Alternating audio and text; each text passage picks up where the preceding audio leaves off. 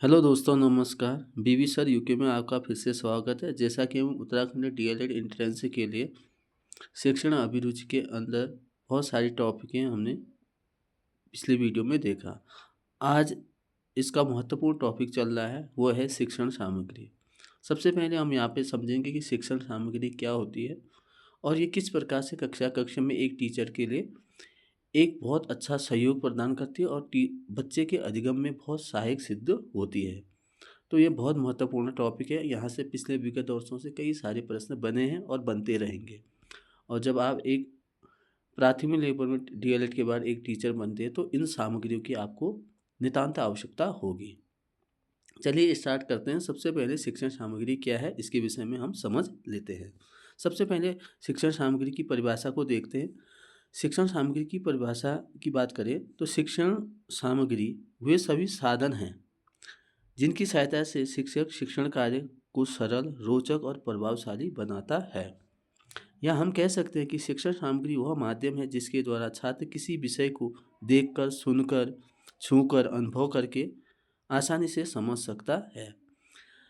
इसके संबंध में एक शिक्षाविद है जिन्होंने रिचर्डसन ने एक अच्छी परिभाषा दे रखी है। उनका कहना है कि शिक्षण सामग्री वह उपकरण है जो शिक्षण को सीखने की प्रक्रिया में शिक्षक और विद्यार्थी के बीच संपर्क को प्रभावी बनाता है।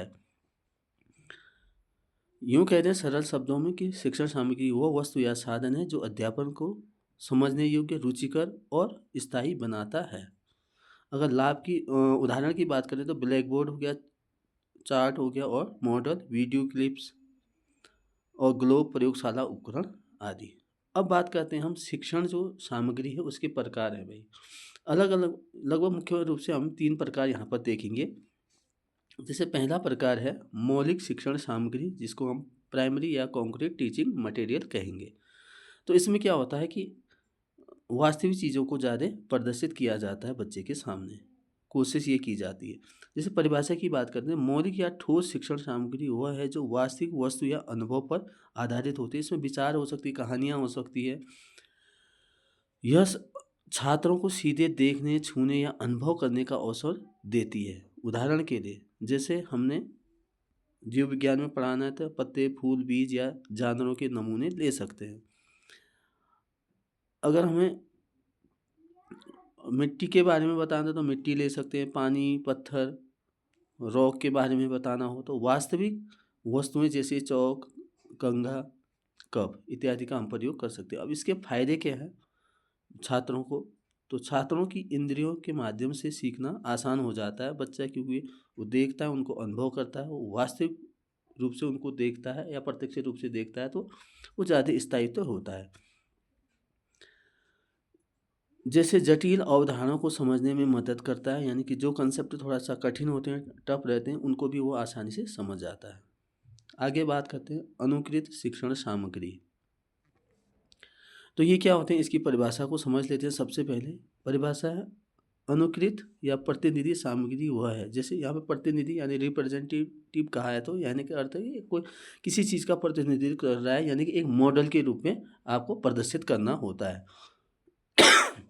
जो वास्तविक वस्तु का मॉडल या नकल होती है, क्या तो हम वास्तविक ले सकते हैं या एक प्रकार का मॉडल या नमूना ले सकते हैं। यह छात्रों को वास्तविक वस्तु या अनुभव देने के लिए बनाई जाती है। जैसे आपने देखा होगा कि अगर मानव शरीर के बारे में बताया जाता तो कई सारे विद्यालयों को आपने या अपने स्टूडेंट जीवन में देखा होगा कि आपको मानव शरीर के विषय में अगर आपको सारी चीज़ें बतानी है तो आपको मानव शरीर का एक 3D मॉडल आपने देखा होगा।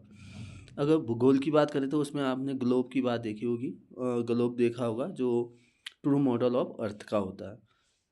ऐसे हम जानवरों या पौधों के मॉडल भी बना सकते हैं, इसके अंतर्गत आते हैं। लाभ की बात करें तो ये वास्तविक वस्तु न होने पर भी ये सीखने के अवसर देती है। भले ही ये वास्तविक न हो लेकिन ये कई हद तक या बच्चे को सीखने के अवसर प्रदान करती है, समझ को दृश्य और स्पष्ट बनाती है। तो ये हैं आपके अनुकृत शिक्षण साधन। अब आता है यंत्रीकृत शिक्षण सामग्री।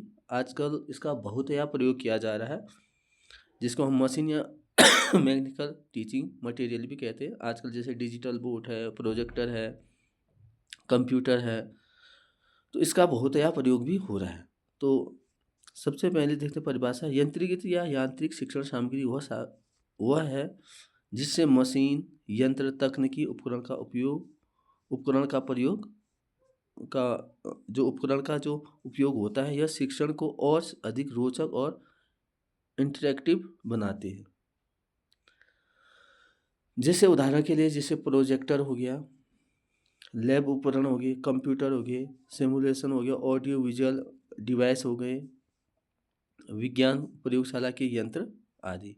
तो ये क्या हो गया आपके यंत्रीकृत या हम यांत्रिक शिक्षण सामग्री। तो ये थे आज के मुख्य शिक्षण सामग्री। अब इसके लाभ देख ले। जो यंत्रीकृत है, इससे क्या होता है, शिक्षा में गति और सुविधा लाती है। देखो, टीचर के लिए भी आसान हो जाता है और बच्चे को समझने के लिए भी आसान होता है। बहुत सारे आप क्वेश्चन आंसर, बहुत सारे उदाहरण आप डिजिटल बोर्ड में या प्रोजेक्टर के माध्यम से आसानी से आप उपलब्ध करा सकते हो बच्चे को और सिखा सकते हो। छात्रों को सीखने की क्षमता बढ़ती है क्योंकि हम उसमें 3D मॉडल में या उसको अलग अलग तरीके से हम दिखा सकते हैं। जटिल प्रक्रियाओं को सरल रूप से दिखा सकती है।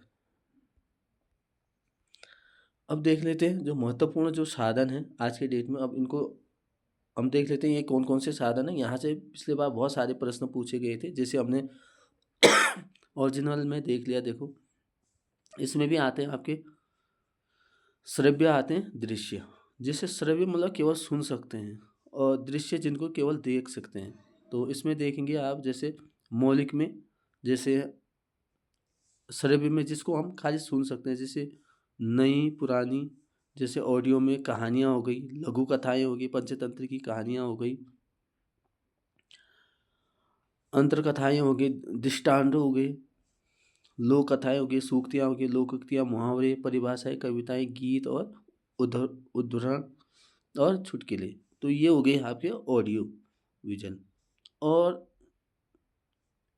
जो विजुअल हो जाते हैं यानी दृश्य सामग्री होते हैं, जैसे हमने इमारतें, सिक्के, वेशभूषा, बर्तन, गहने, मूर्तियाँ, मंदिर, मस्जिद आदि आपको देखने को मिलेंगे।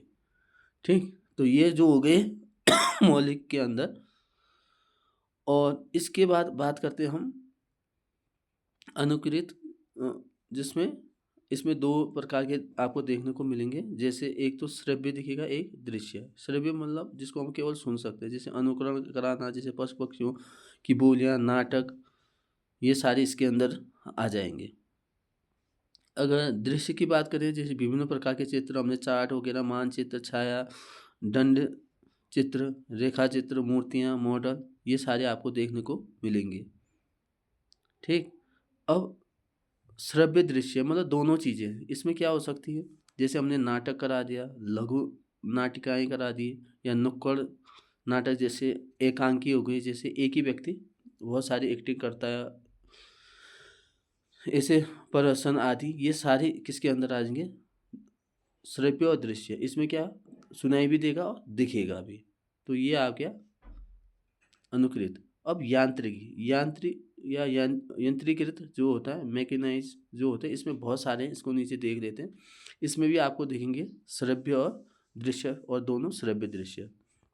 जैसे श्रव्य में हमने रेडियो में केवल हम आवाज़ सुन सकते हैं, जैसे रिकॉर्डर हो गया, कैसेट हो गए, भाषा यंत्र हो गया, जैसे लिंगवा फोन बोलते हैं, इंटरनेट हो गया, के माध्यम से हम केवल इसको श्रव्य कर सकते हैं, सुन सकते हैं। कुछ दूसरी चीज़ें हैं जैसे दृश्य, जिसमें चित्र विस्तार, मूक चलचित्र हो गए, फिल्म स्क्रिप्ट हो गए, स्लाइड हो गए, चित्र प्रक्षेपी हो गए, कंप्यूटर और मोबाइल। इसके अलावा हम यहाँ पे देख लेते हैं, जैसे श्रव्य और दृश्य में, तो इसमें जैसे चलचित्र हो गया, जैसे मूवी हो गई, मोशन मूवी, टेलीविज़न हो गया, टीवी हो गया, कंप्यूटर हो गया और मोबाइल। तो ये किसके साधन है, यंत्रीकृत शिक्षण सामग्री है। तो इस प्रकार से हमने देखा कि कौन से श्रव्य साधन है टीचिंग है, कौन से दृश्य साधन है, कौन से श्रव्य साधन, और उनके प्रकार भी देखे। पहला हमने देखा मौलिक शिक्षण सामग्री देखा, उसके बाद अनुकृत, और दूसरा यंत्रीकृत। तो आज के लिए इतना ही, धन्यवाद।